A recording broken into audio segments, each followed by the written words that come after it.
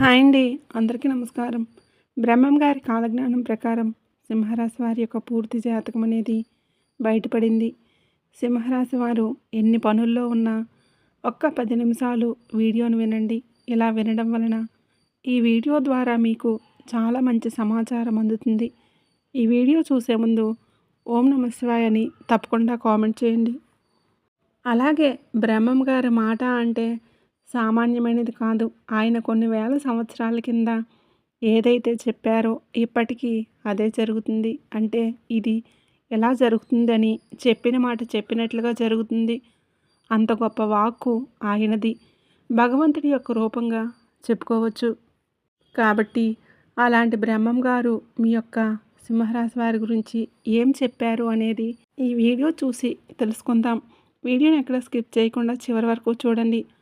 అలాగే ఈ వీడియోకి లైక్ చేయండి. సింహరాశి వారిది రాశి చక్రంలో 5వ రాశి.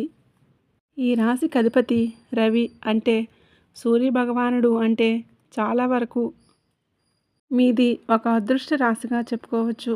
దేవుళ్ళు దేవతలు ఉంటారని చెప్పి నమ్ముతూ ఉంటాము. కానీ సూర్య భగవానుడు అంటే కనిపించే ప్రత్యక్ష దైవం. కాబట్టి అలాంటి సూర్య భగవానుడు మీ రాశికి అధిపతిగా ఉండటం నిజంగా ఒక అదృష్టం. అలా ఆ అదృష్టం మీకు దక్కింది. కాబట్టి ఈ సింహరాశిలో ఉన్నవారు పురుషులు, స్త్రీలు ఎవరైనా ఉదయం స్నానం చేసిన తర్వాత సూర్యుడికి అర్ఘ్యం సమర్పిస్తే, అంటే ఒక చెంబుతో నీటితో అర్ఘ్యం సమర్పించుకుంటే, చక్కగా ఇలా సమర్పించుకొని నమస్కారం చేసుకోండి. ఇలా చేయటం వలన బాగా కలిసి వస్తుంది. ఆ రోజంతా కూడా బాగా బ్రహ్మాండంగా మీకైతే ఉంటుంది. ప్రతిరోజు ఇలా చేయండి. అదొక అలవాటుగా మారుతుంది. అదృష్టం పడుతుంది. మీకు సింపుల్గా ఈ పరిహారం పనికి వస్తుంది. ఇక సింహరాశి వారి విషయానికి వస్తే చాలా అదృష్టవంతులు. సింహం అనేది మనకు రాశిలోనే ఉందండి. ఈ సింహరాశి వారు స్త్రీలు, పురుషులు ఎవరైనా చాలా గంభీరంగా ఉంటారు. ఎక్కడా కూడా ఎవరికీ లొంగరు. ఒకరి దగ్గర ఒక పొగరు అనేది ఆటోమేటిక్గా వీరికి రాశిపరంగా ఉంటుంది. జీవితంలో ఏంటంటే అడవికి రాజుగా సింహం ఎలాగైతే ఉంటుందో, మీరు ఉన్నటువంటి ప్రదేశంలో ఎక్కడైనా సరే 10 మందిలో మీరే టాప్గా కనిపిస్తారు. వీరి రూపము అలాగే ఉంటుంది, గుణము అలాగే ఉంటుంది. వీరు చెప్పింది ఎదుటివారు వినాలి అన్నట్లుగా ఉంటారు. ఒక్కొక్కసారి ఎదుటివారి మాట కూడా వింటారు. ఒక్కొక్కసారి ఎదుటివారి మాట వినరు అని చెప్పేసి మనం ఇక్కడ చెప్పుకోవటం లేదు. అది సమయాన్ని బట్టి, సందర్భాన్ని బట్టి అవసరం వస్తే తప్పకుండా వింటారు. అలాగే ప్రేమతో ఎంతైనా సరే వీరిని మన మాటలు వినేటట్లుగా చేసుకోవచ్చు. ఒక మాట పొగరుగా మాట్లాడితే వీరికి విపరీతమైన కోపం పొంగుకొస్తుంది. కాబట్టి మంచికే లొంగుతారు, కానీ చెడుకు లొంగరు. ఎప్పుడూ కూడా ఈ సింహరాశి వారి కష్టాల గురించి ఆలోచిస్తే చాలా రకాల కష్టాలు పడ్డారు సింహరాశి వారు. జీవితపరంగా సమస్యలు ఎక్కువ. ఒక మాటలో చెప్పాలంటే వీరిది పోరాటం. వీరి జీవితం ఒక చిన్న వయసు దగ్గర నుంచే పెద్దవారు ఒక వృద్ధాప్యం వచ్చే వరకు కూడా జీవితంలో వీరు పోరాడాల్సిందే. అలసిపోయినా సరే మళ్ళీ ఓపిక తెచ్చుకొని పోరాడాల్సిందే. అలా కష్టపడితేనే వీరికి రూపాయి అనేది ఉంటుంది. వీరి జీవితంలో సమస్యలు కూడా ఒక్కొక్కసారి ఆటోమేటిక్గా అలాగే వస్తూ ఉంటాయి. ఆ సమస్యలకు కూడా మీ పరిష్కారం ఎదుర్కోవాల్సిందే, ఆలోచించుకోవాల్సిందే. అయితే మీకున్నటువంటి మరి అదృష్టం ఏంటి అంటే దైవానుగ్రహం అనేది పుష్కలంగా ఉంటుంది. సమస్యలు చాలామందికి వస్తూ ఉంటాయి, కానీ పరిష్కారాలు లేని వాళ్ళు ఎంతోమంది ఉన్నారు. సమస్య ఉంటే పరిష్కారం ఉంది అని చెప్తారు, కానీ పరిష్కారాలు లేని సమస్యలు ఎంతమందికి ఉన్నాయండి, ఆలోచించండి. అలాగే పరిష్కారాలు లేని సమస్యలతో చాలామంది అల్లాడిపోతున్నారు. డబ్బు కావాలంటే సంపాదించుకోవచ్చు. అదే ఆనందమైతే, అంటే మనకి ఏదైనా ఒక వస్తువు అందుబాటులో లేదనుకోండి, వస్తువును కొనుక్కోవచ్చు. కానీ డబ్బు పెట్టినా కూడా కొనుక్కోలేనివి చాలానే ఉన్నాయి. ఒక మనిషి మనసులో ప్రేమను సంపాదించుకోవడం, అనురాగాన్ని, ఆప్యాయతను ఆరోగ్యాన్ని, నిజంగా ఆ మనిషి మన మీద పూర్తిగా ప్రేమించేటటువంటి గుణాన్ని, మనశ్శాంతిని ఇలాంటివేవీ కూడా కొనుక్కోలేము. కానీ మీ రాశిపరంగా చాలా వరకు కూడా మీకు ఇవన్నీ తక్కువ అవుతున్నాయి అని చెప్పుకోవచ్చు. మీకు సమస్యలు వస్తాయి, కానీ వాటిని ఖచ్చితంగా వాటికి పరిష్కారాలు ఉంటాయి. అదే మీరు చేసుకునేటటువంటి అదృష్టం. ఎందుకంటే కలలో కూడా ఎవరి యొక్క చెడును కోరుకునేవారు కాదు మీరు. అందరి మంచిని కోరుకుంటారు. కాబట్టి మీకు చాలా వరకు కూడా సమస్యలు వచ్చినప్పటికీ పరిష్కారాలు అనేవి దొరుకుతాయి. దేవుడి రూపంలో ఏదో ఒక రకంగా పరిష్కారం దాని నుంచి బయటపడతారు. అది నిజంగా మీరు చేసుకున్న పూర్వజన్మ సుకృతం. కాస్తో కూస్తో మనిషి అన్న తర్వాత ఎవరికి లైఫ్ అనేది సుఖంగా సాగిపోదు. ప్రతి మనిషి కూడా పైకి బాగానే కనిపిస్తూ ఉంటారు, కానీ ఎవరికి ఉండే కష్టాలు వారికి ఉంటాయి. పైకి చెప్పుకోలేరు అంతే. పైకి చెప్పుకుంటే సమాజంలో విలువ, గౌరవం తగ్గిపోతాయి. చులకన అయిపోతాము అని చాలా వరకు దిగమింగుకుంటారు, కానీ సమస్యలు లేని మనిషి ఈ భూమి మీద ఉండరు. ఎదుటివారి సమస్యలు మనం వినటం మొదలు పెడితే వామ్మో వీరికన్నా మేమే బెటర్ అని చెప్పేసి అనిపిస్తుంది. ఎందుకంటే మీకన్నా సమస్యలు ఎదుటివారికి ఎక్కువగా ఉంటాయి. నిజమైన సమస్యలు ఏంటో తెలుసా? ఒంటరితనం, తోడు లేకుండా ఉండటం. ఒక భార్య భర్తను మనం గమనిస్తే మనకు డబ్బు లేదని అతను ఇతను కొట్టుకుంటారు, కానీ భార్యకు భర్త తోడు, భర్తకు భార్య తోడు. ఒంటరితనం అనేది ఎంతో భయంకరంగా ఉంటుందంటే అది అనుభవించే వారికి మాత్రమే తెలుస్తుంది. అలాగే సింహరాశి వారిని చూస్తే ఇలాంటి గొప్ప అదృష్టాలు మీకు దక్కాయి. భాగస్వామి విషయంలో సంతోషంగా ఉంటారు, తృప్తిగా ఉంటారు. పచ్చడి వేసుకుని తిన్న మాకంటూ నచ్చిన ఒక భాగస్వామి మా జీవితంలో ఉంటే అర్థం చేసుకునేవారు మన జీవితంలో భార్య అవ్వచ్చు, భర్త అవ్వచ్చు.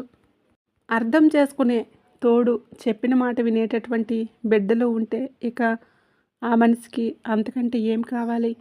ఎన్ని కోట్లు సంపాదించినా వాళ్ళు కూడా మనశ్శాంతి లేకుండా, విలువ లేకుండా ఇంట్లో వాళ్ళు ఏం చేశావు, నువ్వు ఏం సంపాదించావు, నువ్వు అబ్బా నువ్వు సంపాదించావులే, ఎవరూ చేయటం లేదా, నువ్వొక్కడవే కష్టపడుతున్నట్లు అని ఎంతోమంది లేరండి మీ కష్టాన్ని గుర్తించకుండా తీసేసేవాళ్ళు. అలా కాకుండా ఒక 10 రూపాయలు తెచ్చినా సరే ఆ భార్య ప్రేమగా అర్థం చేసుకొని ఇంటికి వచ్చే వరకు వేడి నీళ్ళు కాగబెట్టి పళ్ళెంలో ఒక ముద్ద వేడివేడిగా అన్నం పెట్టి ప్రేమగా పలకరించి ఇలా చేస్తూ ఉంటే ఆ మనిషికి అంతకన్నా నిజమైన అదృష్టం ఇంకొకటి ఉంటుందా?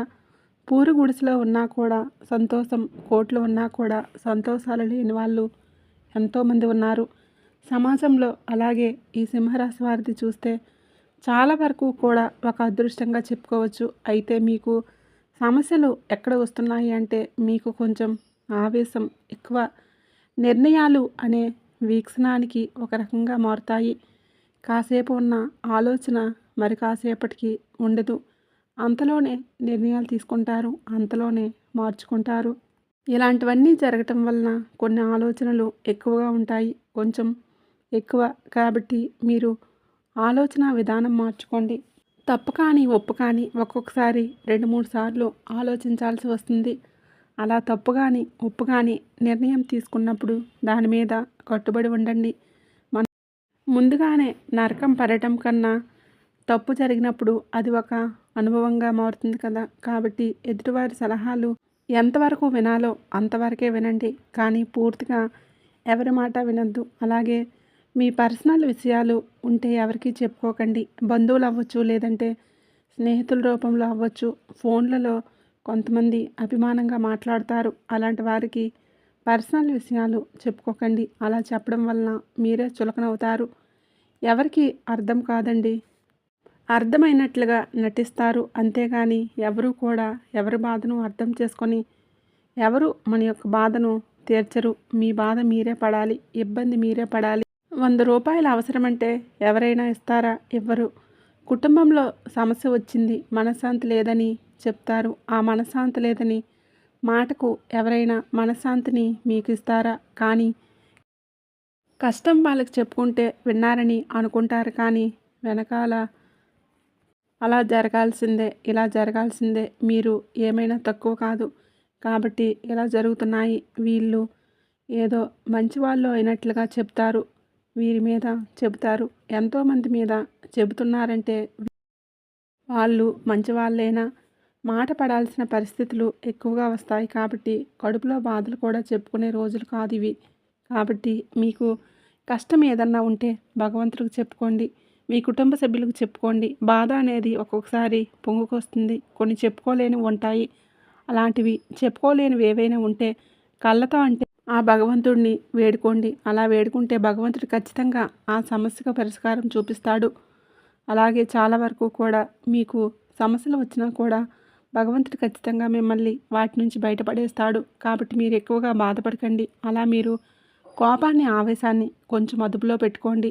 మీకు శత్రువుగా కోపం వల్ల కోపం శత్రువుగా మారుతుంది. అంటే మీ కోపం అనేది శత్రువు. ఎందుకంటే మనం నలుగురిలో నెంబర్ 1గా ఉండాలి అనుకోవడం తప్పులేదు, కానీ ప్రతిసారి అదే జరగదు. ఎందుకంటే మనం నెంబర్ 1, అలాగే ఎవరికి వారు కూడా నెంబర్ 1 కదండి. అలాగే ఎదుటివారికి ఏదైనా అవకాశాలు వచ్చినప్పుడు వదిలేయండి. మీ మాట వింటే, మీరు చెప్పే మంచి సలహా వింటే విన్నారు, వినలేదనుకోండి వారికి అనుభవం అయ్యేటటువంటి అనుభవాలు వారికి ఎదురవుతాయి. కాబట్టి ఏదైనా సరే అతిగా కోపం అనేది తెచ్చుకోకండి. మీరు కోపం తెచ్చుకొని ఎదుటివారిని ఒక మాట అంటే వారు మీకు శత్రువులుగా మారే అవకాశం ఉంటుంది. శత్రువులు బయటవారు మనల్ని ఎవరూ ఏం చేయలేకపోవచ్చు. బయటవారు పెద్దగా శత్రువులు కూడా ఉండరు, కానీ శత్రువులు కుటుంబంలోని వాళ్ళే మనల్ని అర్థం చేసుకోలేనప్పుడు అలాంటి వారు చూడండి నిజమైనటువంటి నరకం. అంటే ఎంత చూసినా కూడా ఏం చేశావు, ఏం సంపాదించావు, ఏం పెట్టావు, అది ఇది అని మాట్లాడతారు చూడండి. అలాంటి మాటలు మనసుకు బాణాల్లాగా తగులుతాయి. కాబట్టి కుటుంబ సభ్యులతోటి జాగ్రత్తగా ఉండాలి. బయట వాళ్ళతో ఎటు మన హద్దుల్లో మనం ఉంటాము, కానీ కుటుంబ సభ్యులతో కూడా హద్దుల్లో ఉండాలి. అతి చనువు, అతి హాస్యం, అతిగా వారితో మనం మాట్లాడే విధానం, అతిగా ప్రేమ చూపించడం కూడా మనం ఇబ్బంది పడేటటువంటి అవకాశం ఉంటుంది. అతి ప్రేమ తప్పవుతుంది. కాబట్టి అతి ప్రేమను కూడా చూపించొద్దు. మీ భాగస్వామిని మనసారా ప్రేమించండి. ఎందుకంటే మీ కుటుంబం మిమ్మల్ని నమ్ముకొని ఉన్నటువంటి మనుషులు కాబట్టి అలానే ప్రేమించే కుటుంబం కోసం కష్టపడాలి, సంపాదించాలి, బాగా చూసుకోవాలి. కానీ మాట తీరు, మాటలు చెప్పేటప్పుడు కానీ చేసేటప్పుడు కానీ అతిగా ఏది కూడా చేయకండి. అతిగా చేయటం వల్ల మీ విలువ అనేది తగ్గిపోతుంది. కాబట్టి అలాంటివి చేసినప్పుడు వారు చనువు కొద్దీ ఏదో ఒక మాట అనటం, ఆ మాటను మీరు తీసుకోలేక ఇబ్బంది పడటం ఇలాంటివి జరుగుతాయి. కాబట్టి ఎప్పుడైనా సరే ప్రేమ అనేది ఒక హద్దుల్లో, ఒక లిమిట్లో ఉండాలి. కూరలో ఉప్పు ఎక్కువ వేసుకున్నా తినలేము, కాఫీలో పంచదార ఎక్కువైనా తాగలేము. అలాగే ప్రేమ కూడా లిమిట్ ఉండాలి, కోపం ఉండాలి, లిమిట్లో ప్రేమ చూపించొద్దు. మీ మనసులో పెట్టుకోండి. అలా మనసులో పెట్టుకునే వారికి చేయాల్సింది చేయండి. అలాగే అతిగా చేయకండి.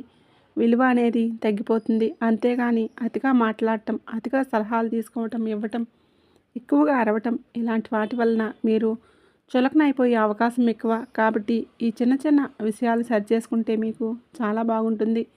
కాబట్టి సింహరాశి వారికి చాలా వరకు ఇలాంటివి ఎదురవుతాయి. కాబట్టి ఎక్కువగా మీరు మనసుకు తీసుకోకండి. అన్నీ సక్రమంగా జరుగుతాయి. పరిస్థితులు అనుకూలంగా వస్తాయి. డబ్బు పరంగా మీకు సమస్యలు చాలా వరకు తగ్గాయనే చెప్పుకోవచ్చు. ధనపరంగా ఒక టైంలో మీరు చాలా కష్టాలను చూశారు. చేతిలో రూపాయి లేకుండా కూడా ఇబ్బంది పడ్డ రోజులు ఉన్నాయి. నా అనుకునే మనుషుల్ని నలుగురిని సాయం అడిగినా కూడా ఎవరూ కూడా రూపాయి ఇవ్వకుండా ఉన్నారు. ఇలాంటివన్నీ మీరు చాలా ఫేస్ చేసి ఉన్నారు. అయితే మీ యొక్క అదృష్టవశాత్తు మీరు రూపాయి విలువ తెలుసుకున్నారు, కష్టపడటం నేర్చుకున్నారు, డబ్బు సంపాదించడం తెలుసుకున్నారు. కాబట్టి మీకు మీరు పోల్చుకున్నట్లయితే డబ్బు పరంగా సమస్యలు తగ్గాయని చెప్పవచ్చు. కోట్లు అని చెప్పుకోలేము, కోటీశ్వరులాగా ఉండవచ్చు, కానీ కొంతమంది మధ్యతరగతి వాళ్ళు కూడా ఉంటారు. అలా చిన్న చిన్న ఇబ్బందులు ఉన్నప్పటికీ కూడా గతంతో పోల్చుకుంటే పర్వాలేదు, సంపాదించుకుంటారు. ఇంకాస్త కష్టపడాలి అనే సంకల్పం మీలో ఉంది. జీవితంలో ఒక ఉన్నత స్థాయికి ఎదగాలి అన్నటువంటి ఆశ ఉంది. కాబట్టి ఖచ్చితంగా మీరు జీవితంలో ఒక స్థాయికి అయితే వస్తారు. మంచిగా ఎదుగుతారు. కాబట్టి మీ యొక్క సంకల్పం ఎంత గట్టిగా ఉంటుందో ఆ దైవం కూడా మీకు అంతే సపోర్ట్గా ఉంటారు. కాబట్టి మీకు బాగా కలిసి వస్తుంది. మీరు ఇబ్బంది పడాల్సినటువంటి అవసరం అయితే లేదు. అప్పు ఏదన్నా ఉన్నా కూడా తీర్చుకుంటారు. ఉద్యోగాలు లేని వారికి ఉద్యోగాలు వస్తాయి. కొంతమందికి వివాహాలు ఆలస్యమైన వాళ్ళు ఉంటారు. వారికి వివాహాలు జరుగుతాయి. సంతానం లేని వారు ఎవరైతే ఉన్నారో వారికి సంతానం కలిగే అవకాశం ఉంటుంది. మీరు ఇలా ఏవైతే సమస్యలతో ఇబ్బంది పడుతున్నారో అవన్నీ తొలగిపోతాయి. మీరు కోరింది కోరినట్లుగా జరుగుతుంది. కాబట్టి మీరు సంతోషంగా ఉండండి.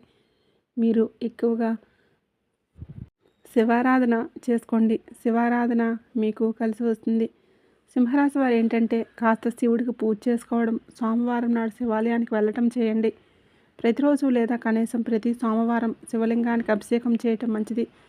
సింహరాశి అధిపతి సూర్యుడు కాబట్టి సూర్య భగవానుడికి కూడా ప్రతిరోజు నీరు సమర్పించడం మరియు శివుడికి ఎర్రచందనం కలిపి నీటితో అభిషేకం చేయటం శుభకరం.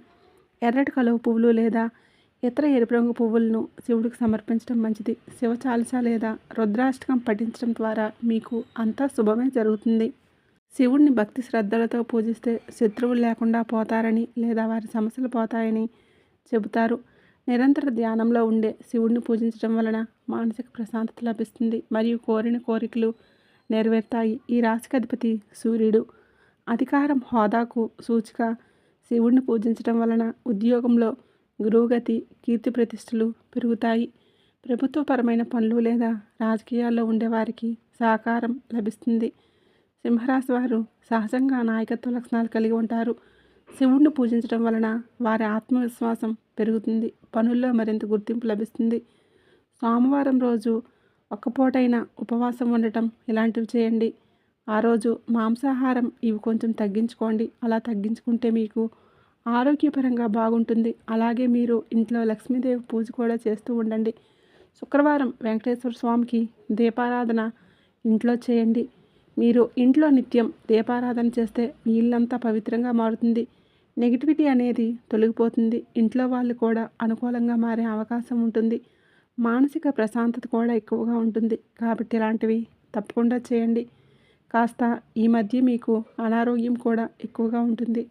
కాబట్టి ఆరోగ్యం మీద కొంచెం దృష్టి ఉంచుకోండి.